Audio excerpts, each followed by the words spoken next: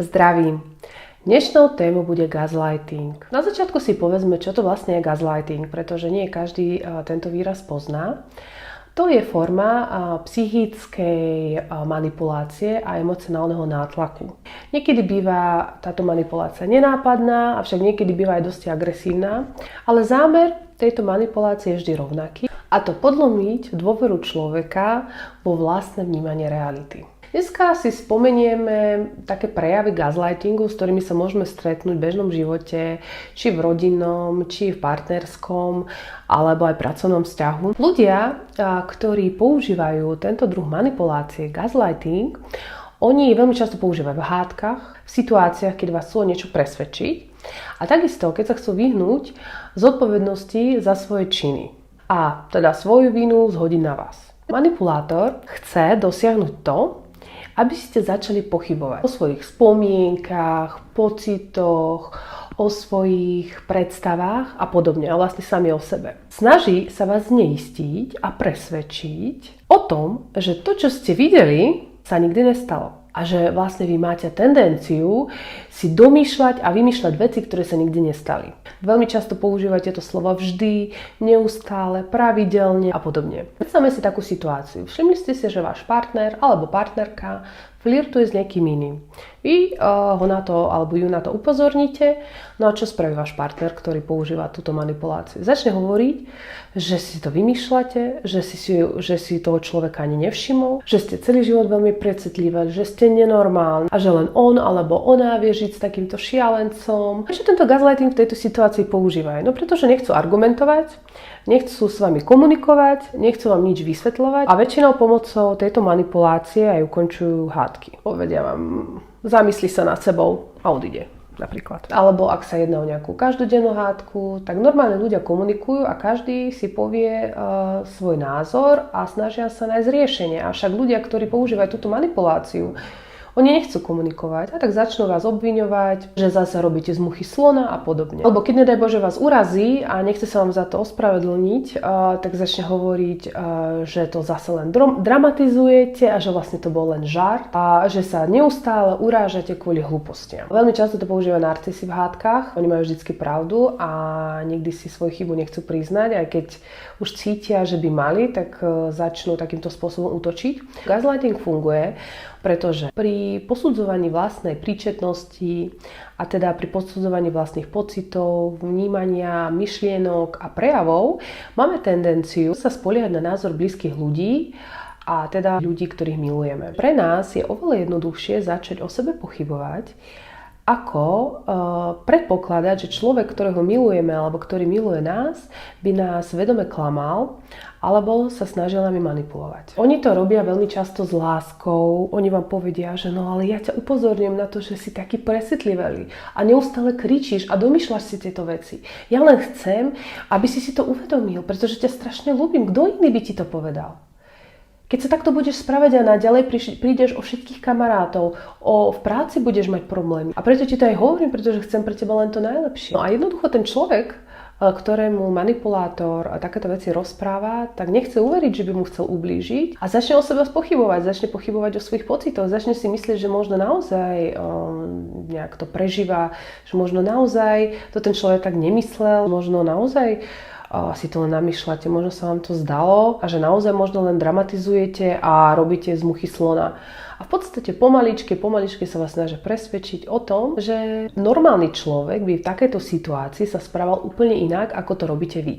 Pri gaslightingu je veľmi dôležité, že keď začínate mať pocit, že pochybujete o svojich predstavách, o svojich myšlienkach a o svojich prejavoch nejakých a pocitoch, tak si začnite všímať, že či takýto pocit máte len pri jednom človeku alebo aj pri ostatných ľuďoch. Napríklad môžete sa stretnúť s ľuďmi, ktorých máte naozaj radi a ktorí viete, že by vám v živote neklamali a skúste sa ho na to spýtať. Skúste povedať všetko, čo sa deje vo vašej rodine a skúste sa ho úprimne opýtať na to, či aj on má taký pocit, že ste sa zachovali nejako divne v takejto situácii, či teda súhlasí s tým, že vaše prejavy v takejto situácii nie sú na mieste a že či by sa ten človek zachoval nejako inak, ako vy ste sa zachovali v tejto situácii a uvidíte, čo vám ten človek povie. A konečne dôsledku zistíte, že nikto iný nepovažuje vaše slova, vaše prejavy alebo vaše nejaké reakcie za prehnané a divné, no tak potom sa môžeme zamyslieť nad tým, že asi sa jedná o manipuláciu a váš partner takýmto spôsobom sa chce pozbaviť viny, nechce s vami komunikovať,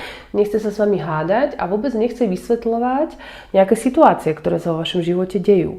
Niektorí manipulátori to intuitívne cítia a preto niekedy sa snažia svoju obeť izolovať, pretože vedia, že ak by komunikovala aj s inými ľuďmi veľmi často, tak by možno mohla jednoducho prísť na to, že je ona absolútne v poriadku a že sa on snaží len manipulovať. Napríklad, keď sa chcete stretnúť s kamarátmi, tak začne hovoriť, že ako to je možné, že ju alebo jeho nechávate samého doma a že on sa tu má teraz nudiť a sedieť sám a že v podstate vaše kamarátky ani sa moc nezaujímajú o váš názor alebo kamaráti a že čo si ty myslíš, že oni ťa majú radi, však za chrbtom ťa ohovárajú. Poviem vám, že sa vám smejú poza váš chrbát a chce vás presvedčiť len o tom, že on jediný vám chce dobre, aby ste sa vlastne nekamarátili s takými ľuďmi, ktorí si vás nezaslúžia. Ešte si dáme zo pár takých zaujímavých príkladov zo života. Dohodli ste sa, že sa stretnete s partnerkou alebo s partnerom a jemu buď sa nechce, alebo zabudol, že má prísť napríklad o 6 do kina, alebo kde sa to máte stretnúť. A vy ho tam čakáte, no a keď človeku zavoláte a spýtate sa, kde je, čo je, prečo neprišiel, tak vám povie, že ste sa na ničom vlastne nedohodli a že ste si ho s niekým pomýlili a že ste to vlastne zle pochopili. A ešte na konci vám povie napríklad, že ale vieš, láska, že by som prišiel, keby sme sa dohodli. Určite si to zle pamätáš alebo zle si to poznačila. Lebo ja neviem, lebo si sa mu zmenili plány a bolo by mu to blbé napríklad tu rušiť s vami, tak radšej ani neprišiel, ani sa neozval a keď sa mu ozvete vy, tak to vlastne celú vinu zhodí na vás. Často to napríklad používajú v práci.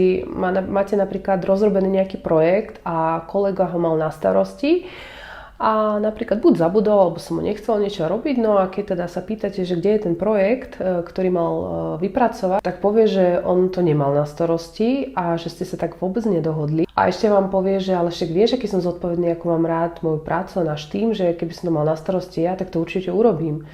Tým pádom vás chce presvedčiť o tom, že nie je možné, že ak by ten projekt mal na starosti, že by ho neurobil. Potom nakoniec sa zamyslíte, že asi naozaj to nemal na starosti, však keby to mal, tak by to urobil a asi vy si niečo zle pamätáte alebo ste niečo poplietli. Ako vznikol v podstate tento názov gaslighting? No, je to vlastne z angličtiny a toto slovo pochádza z anglickej hry Gaslight. Mne sa zdá, že sú to 30. roky minulého storočia a v podstate o čo tam ide?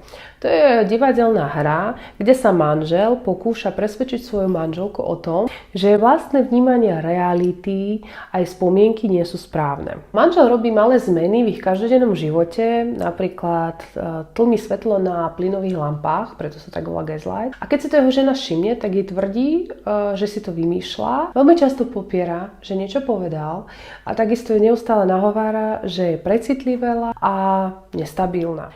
Keď už budete o tejto manipulácie vedieť, tak to budete všetko vnímať už ináč. A tým pádom budete pripravení a budete schopní sa manipulátorovi postaviť a povedať mu, že vaše pocity sú vaše pocity a vy si za nimi stojíte a vy si nemyslíte, že si precitliveli a že svojim pocitom dôverujete. A keď máte pocit, že niekým flirtuje, tak flirtuje. A jednoducho si to neželáte.